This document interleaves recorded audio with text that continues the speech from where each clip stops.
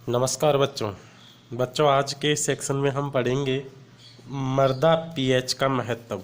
यानी अब तक हमने जो 2 लेक्चर पढ़े हैं उनके अंदर पढ़ा है कि मृदा पीएच क्या होता है, मृदा पीएच को प्रभावित करने वाले कारकों के बारे में हमने डिटेल से पढ़ा है। अब पढ़ेंगे मृदा पीएच का महत्व। मृदा पीएच का क्या महत्व होता है, तो फर्स्ट नंबर पे हम लेते हैं मृदा पीएच का पोषक तत्वों की प्राप्यता पर प्रभाव।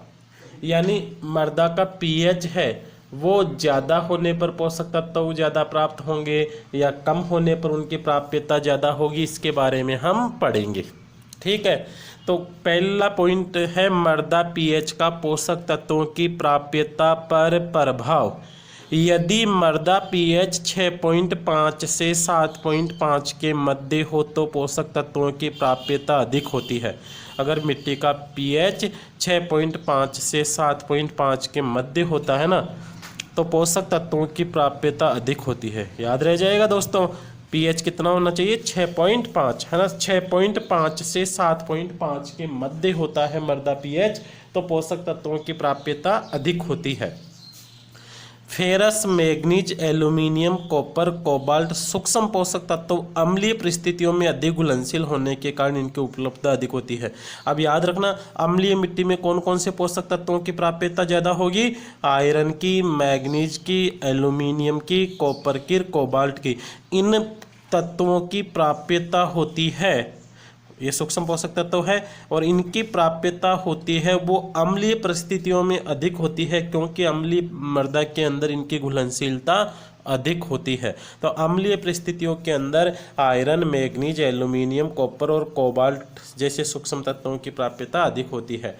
इन जबकि पीएच 7 होने पर इनकी उपलब्धता कम हो जाएगी, और जब पीएच 7 हो जाएगा यानी मृदा उदासीन हो जाएगी, तो उदासीन मृदा के अंदर इनकी प्राप्यता होती है वो कम हो जाती है। तो अम्लीय मृदा में कौन से पोषक तत्वों की प्राप्यता ज़्यादा होगी, iron, manganese, aluminium, copper, cobalt, है ना। अम्लीय मृदा में इनके घुलनशीलता अधिक होने के कारण इनकी उपलब्धता अधिक होती है, जबकि पीएच 7 होने पर इनकी उपलब्धता कम हो जाती है।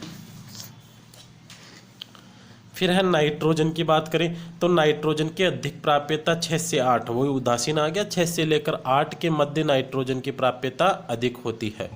नाइट्रोजन की प्राप्यता पीएच 6 से 8 के मध्य अधिक होती है, क्योंकि नाइट्रोकरण करने वाले सूक्ष्म जीव इसी पीएच के ऊपर अधिक सक्रिय होते हैं।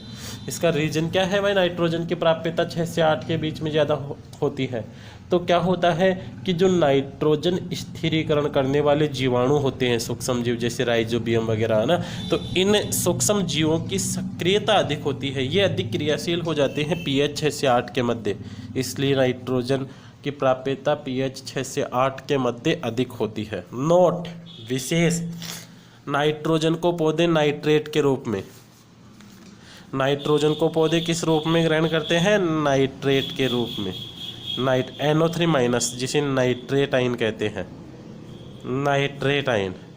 पेड़ पौधे नाइट्रोजन को नाइट्रेट आयन के रूप में ग्रहण करते हैं। पेड़ पौधे नाइट्रोजन को होते हैं ना, वो नाइट्रेट आयन के रूप में ग्रहण करते हैं।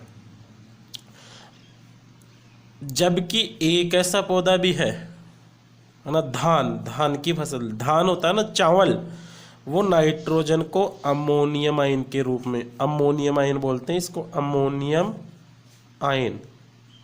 तो धान की फसल तो नाइट्रोजन को अमोनियम आयन के रूप में ग्रहण करती है, जबकि अन्य सभी फसलें होती है वो नाइट्रोजन को नाइट्रेट के रूप में ग्रहण करती है। फिर इसी प्रकार से पौधे फास्फोरस को फास्फेट आयन के रूप में या फॉस्फेट आयन के रूप में ग्रहण करते हैं। इसकी प्राप्यता उदासीन पीएच पर अधिक होती है। जैसे नाइट्रोजन की प्राप्यता 6 से 7 पीएच के मध्य अधिक होती है ना, वैसे ही फास्फोरस की प्राप्यता होती है वो पीएच 7 यानी उदासीन मृदाओं के अंदर फास्फोरस की। तो फास्फोरस को किन किन रूपों में ग्रहण करते हैं पेड़ पौधे, HPO4 2 नेगेटिव और H2PO4 नेगेटिव, इन 2 रूपों में फास्फोरस को ग्रहण करते हैं। ठीक है, अकेला तत्व नहीं है। कहीं फास्फोरस को लिख दो आप पीक के रूप में ही ग्रहण करते हैं, नहीं, गलत हो जाएगा। फास्फोरस को फॉस्फेट आयनों के रूप में, नाइट्रोजन को नाइट्रेट आयन के रूप में, और एक धान की फसल होती है जो नाइट्रोजन को अमोनियम के रूप में प्रदान करती है। नाइट्रोजन की प्राप्यता 6 से 8 pH के मध्य अधिक होती है, जबकि फास्फोरस की प्राप्यता pH 7 यानी उदासीन pH के ऊपर फास्फोरस की प्राप्यता ज़्यादा होती है। पहला पॉइंट याद हो गया होगा, है ना, सिंपल सा है, 1-2 बार पढ़ोगे तो इसमें कोई दिक्कत नहीं आएगी। सुनो वीडियो को अच्छी तरह से। मृदा पीएच का सूक्ष्म जीवों पर क्या प्रभाव पड़ता है? मृदा पीएच का, मिट्टी का जो पीएच है उसका सूक्ष्म जीवों पर क्या प्रभाव पड़ता है? तो वही कहानी है, मृदा के जो सूक्ष्म जीव होते हैं उनके लिए उपयुक्त पीएच 7 होता है, यानी उदासीन मृदाओं के अंदर भी सूक्ष्म जीवों की प्राप्यता अधिक होती है।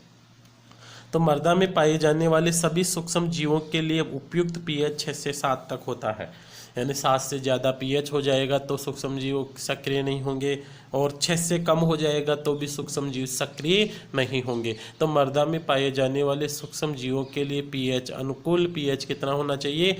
मृदा में पाए जाने वाले सूक्ष्म जीवों के लिए उपयुक्त पीएच 6 से 7 तक होता है। पीएच 5.5 या इससे कम पर अगर पीएच कम हो जाए तो इस पर फंजाई की संख्या में अधिक, फंजाई जो होते हैं उनके लिए पीएच 5.5 या इससे भी कम होना चाहिए। फंजाई के लिए पीएच 5.5 या इससे भी कम होना चाहिए। ध्यान रखना दोस्तों, फंजाई के लिए पीएच 5.5 या इससे भी कम होना चाहिए। नाइट्रोजन स्थिरीकरण करने वाले जीवों की क्रियाशीलता उदासीन व हल्की क्षारीय मृदाओं में होती है। उदासीन मतलब 7 या फिर थोड़ा बहुत 8 तक चल सकता है नाइट्रोजन स्थिरीकरण करने वाले। तो याद रखना, अभी हमने पहले भी चर्चा की थी कि नाइट्रोजन स्थिरीकरण करने वाले सूक्ष्म जीवों की सक्रियता पीएच 6 से 8 के बीच में, यानी उदासीन मान सकते हैं हम इसको। जैसे एक्टिनोमाइसिटीज 5.5 से 7.5 के बीच में सक्रिय होता है। एजोटोबैक्टर के लिए पीएच 7.5 चाहिए।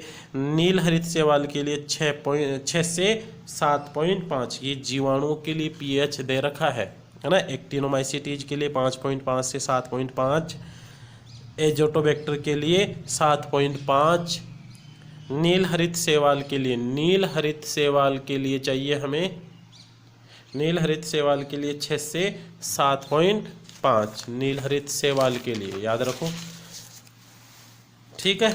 तो दोस्तों आप बता सकते हो। अब हम बात करते हैं पौधों पर मृदा पीएच का प्रभाव, यानी जो पेड़ पौधे हैं उनके ऊपर मृदा पीएच का क्या प्रभाव पड़ता है। पेड़ पौधों के ऊपर मृदा पीएच का प्रभाव, तीसरा पॉइंट आ गया है ना, यानी कौन सा पौधा होगा वो कौन से पीएच में ज़्यादा सक्रिय होगा या कम सक्रिय होगा, इसके बारे में हम देखते हैं। पौधों पर मृदा पीएच का प्रभाव, ये हेडिंग रहेगी, मोस्ट क्वेश्चन है, इसके क्वेश्चन कंपटीशन में भी पूछे जाते हैं। सामान्यतः पौधों एवं फसलों पर उपस्थित पीएच 6.5 से 7 यानी सामान्य, अगर नॉर्मल कंडीशन की बात करें तो पीएच का मान कितना होना चाहिए? 6.5 से 7.5। सामान्यतः पौधों एवं फसलों पर उपयुक्त पीएच 6.5 से 7.5 होता है। यदि मृदा अम्लीय होती है तो पौधों की जड़ें पतली हो जाती है। अम्लीय मृदा होगी तो पौधों की जड़ें पतली हो जाएगी, जिससे पौधों की वृद्धि रुक जाती है। इसी प्रकार मृदा क्षारीय होने पर भी पौधों की वृद्धि रुक जाती है। अगर मिट्टी अधिक अम्लीय है, मिट्टी अधिक क्षारीय है तो पेड़ पौधों की वृद्धि नहीं होती है। दोस्तों आगे ध्यान देना, ये फसलें हमें याद करनी है। गेहूं के लिए पीएच 6 से 7, यानी गेहूं की फसल बो रहे हैं तो मृदा का पीएच 6 से 7 के बीच में होना चाहिए।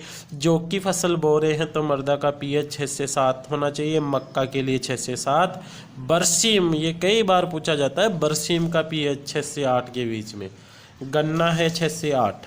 ये 3 फसलें, गेहूं जौ मक्का 6 से 7, 6 से 7, 6 से 7। गेहूं जौ मक्का याद रह जाएगा। गेहूं जौ मक्का के लिए पीएच 6 से 7, 6 से 7, 6 से 7। बरसीम के लिए 6 से 8, गन्ना के लिए 6 से 8, मूंगफली के लिए 5.5 से 6.5, मूंगफली के लिए पीएच होता है 5.5 से 6.5, मूंगफली के लिए कितना 5.5 से 6.5। धान के लिए 4.5 से 8.5, धान के लिए पीएच होता है 4.5 से 8.5, धान के लिए याद रह जाएगा 4.5 से 8.5। मटर के लिए 5.5 से 7, मटर के लिए 5.5 से 7।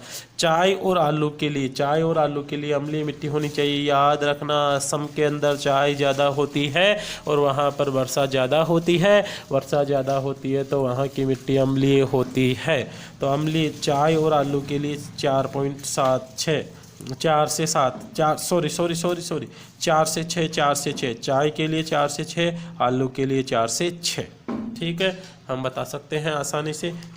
दोस्तों नेक्स्ट पॉइंट रहेगा पीएच पर पादप रोगों का प्रभाव, यानी कौन सा पीएच पेड़ पौधों के अंदर कौन सा रोग उत्पन्न करता है। तो 4-5 पॉइंट बता रहा हूँ मैं, इनको अच्छी तरह से याद रखना। कुर्सी फेरी परिवार के पौधों अम्लीय मृदा में फिंगर और टो, कुर्सी फेरी परिवार के जो पौधे होते हैं उनमें फिंगर और टो रोग हो जाता है, सरसों वगैरह इनमें है ना, अम्लीय मिट्टी में। पोटैटो स्केप रोग आलू के अंदर होता है, उदासीन और क्षारीय मिट्टी में। तो याद रखना आलू के लिए पीएच अभी पढ़ा था हमने 4 से 6, अगर 7 या इससे ज़्यादा पीएच होता है तो पोटैटो स्केप रोग आलू के अंदर उदासीन और क्षारीय मिट्टी में होता है। पोटैटो स्केप रोग आलू के अंदर उदासीन व क्षारीय मिट्टी में होता है। पोटैटो स्केप रोग आलू के अंदर उदासीन व क्षारीय मिट्टी में होता है। इसलिए आलू को कौन सी मृदा में उगाना चाहिए, आलू को हमेशा अम्लीय मिट्टी के अंदर ही बोना चाहिए। ग्रे फ्लेक या भूरा धब्बा जई में होता है मैग्नीज की कमी के कारण, जो कि मैग्नीज की कमी कब होगी, जब मृदा क्षारीय होगी। हमने पढ़ा था मैग्नीज की प्राप्यता अम्लीय मिट्टी में ज़्यादा होती है और मिट्टी जब क्षारीय हो जाएगी या उदासीन हो जाएगी तो मैग्नीज की प्राप्यता कम हो जाने से मैग्नीज की कमी के कारण होने वाले रोग हो जाएंगे, जैसे जई में ग्रे फ्लेक या भूरा धब्बा रोग।